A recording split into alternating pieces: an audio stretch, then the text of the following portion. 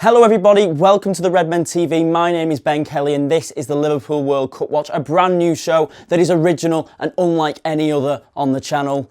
Yes, we are almost a week into the World Cup now and we have so much to talk about following the first round of group fixtures and so much to talk about regarding Liverpool players. I'm going to talk you through all of that today. We've got Group A, which is of course Mo Salah's group. Current table looks like this. We're filming just before Uruguay versus Saudi Arabia, so they've only played one game. As you can see, Russia are topping the group, and unfortunately due to the 3-1 loss against the host last night, Mohamed Salah's Egypt are on their way out of the competition. It's not quite mathematically done yet, but it pretty much is guaranteed. Their first game came against Uruguay last Friday, where Mo Salah wasn't risked due to the shoulder injury. I've had a lot of debates. Let us know in the comments whether Mo Salah should have been brought on with 10-20 minutes to go in that game. Both teams were going for a goal in that game late on, and unfortunately with the last kick, Uruguay scored and stole the points. Salah wasn't brought on, and it led to a big debate over whether he should have been brought on, whether he shouldn't have done, whether it would have aggravated the injury. I'm firmly in the camp, and I know we all are because we're all very biased towards Liverpool. We don't want that injury becoming any worse for him. I understand that. I understand though that at the same time he is so important for Egypt. They basically look for him to get all of their goals when it comes to games like this, and I just think that perhaps maybe 10 minutes to get a run out, get a little bit of match fitness as well,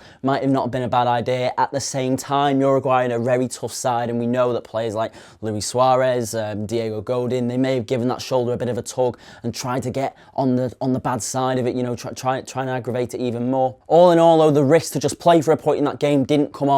They lost the game, they lost to Russia last night, and they are looking to be one of the first teams to be heading home from the World Cup, which, you know, in the end isn't too bad. Not the end of the world for us from Liverpool's perspective, but unfortunately Mo Salah's World Cup dream hasn't gone quite the way that he had planned it. It was nice to see him though get the goal, obviously 3-0 down at that point, but to score at a World Cup is such a big achievement for him. They love him so much, and the fact that he's taken that penalty and put it away comfortably was, you know, a really nice moment to see. I cheered it like it was a winner. But there we go. Move on to Group C. Now, of course, no current Liverpool players in this group. It includes France, Denmark, Australia and Peru. As you can see there, France topping the group at the moment. But we're going to talk about Nabil Fekir because, of course, he's a transfer target for Liverpool. And he did get 20 minutes for France as they edged past Australia on Saturday. A couple of dodgy VAR decisions. They got the own goal / the Pogba goal with the goal line technology. It was a crazy game of football. The more clear-cut penalty decision was obviously the Umtiti one, but it didn't matter in the end as they got the 3 points.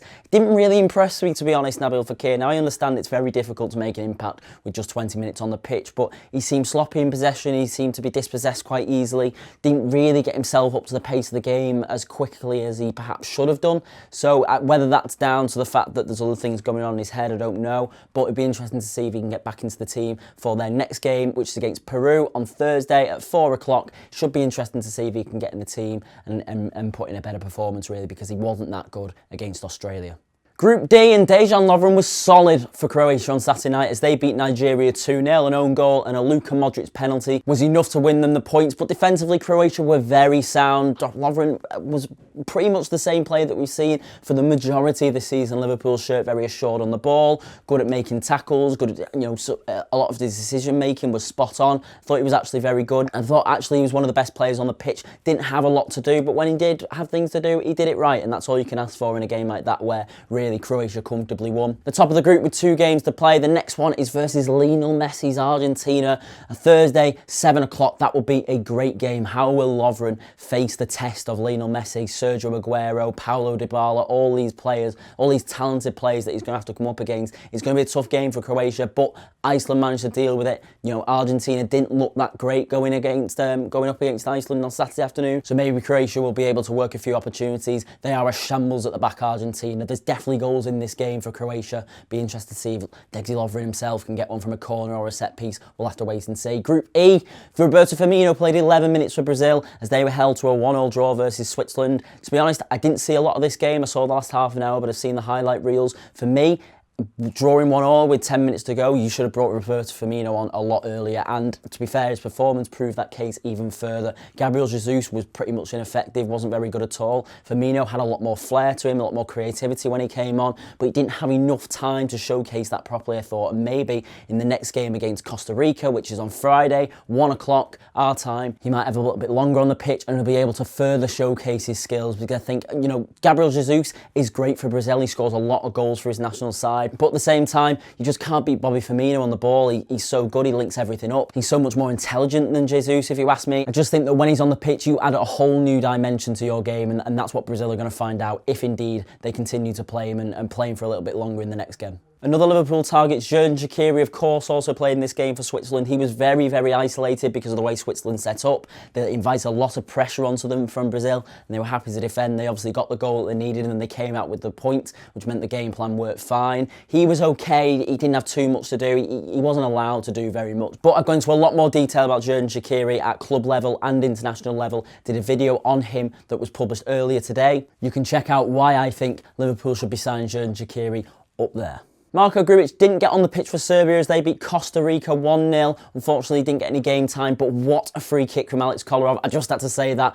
Absolutely perfect from the left back, and obviously they're now in a really strong position to be heading through this group. I thought Switzerland might have edged it ahead of them, but you know they've gone and got the draw against Brazil. They've got to play each other next, so that'll be a really interesting game. Still fancy Brazil to top this one though. They've got to play Serbia in match day 3. Be interesting to see how those two face off against each other and who will win that one. Our next players play for England in Group G, and Jordan Henderson was absolutely fantastic as England scored in stoppage time to beat Tunisia. Obviously those 2 Harry Kane goals being enough to give England a first win at a World Cup final since 2010. Trent Alexander-Arnold didn't get on the pitch, and Kieran Trippier actually was very good. He was very good on the ball, he was very good defensively. I thought he was one of England's best players. He's done himself a lot of favours there for me to really cement himself into that right wing back spot, unfortunately for Trent, but you can't argue with that. He was absolutely fantastic on Monday against Tunisia. Jordan Henderson again though, absolutely fantastic. There's been a lot of discussion over the captaincy for England and talking about whether or not Jordan Henderson should be captain, whether or not it was right to give Harry Kane the captaincy, and I can see the argument for both sides, but as Ross said on the Redmen TV podcast yesterday, not having the captaincy, I think, really helped Jordan Henderson. He can just play with the weight off his shoulders. For years, he's been Liverpool captain, and he's been captain in England on and off. And when that happens, there's so much more pressure on him to deliver, and you know every aspect of his performance is scrutinised. And I think not having the captaincy on Monday evening really gave him the freedom to perform how he wanted to. He played a very good ball early on, which created an opportunity for England before they got the first goal. And I thought overall his passing play was excellent. He spoke very well after the game. Overall, I hope now that a lot of rival fans are beginning to see just how good he is, and I think this might be the one. This might be the tournament where a lot of people begin to recognise that. I got a message from an Everton fan the other day, and he was basically saying, Jordan Henderson was really good there, and he spoke really well after the game to the press, and you know he was playing long balls all over the place. You know he looked really good there, and I was like, yeah, what's new? He does that every week, and I'm really glad that rival fans are really starting to see that because he is a top player, and I think not having the captaincy in this case really helped him. Simon Mignolet, though, didn't play at all for Belgium as they comfortably beat Panama. In the end, it was the second half performance that got them over that. Romelu Lukaku looked good, Kevin De Bruyne looked good. We've got a lot of quality players in that Belgium side. We play them on the 28th of June. It's going to be a really good game between 2 high-quality sides. I can't call it at the moment because England did look very good. I know they needed the stoppage time goal to win the game, but overall, particularly in the first half, we created a lot of chances against Tunisia, and we should have been 4-5-1 up at half-time, if you ask me. But in the end, we couldn't take them, and it'll just be interesting to see if indeed the wastefulness in front of goal might cost England in the Panama game and in the Belgium game.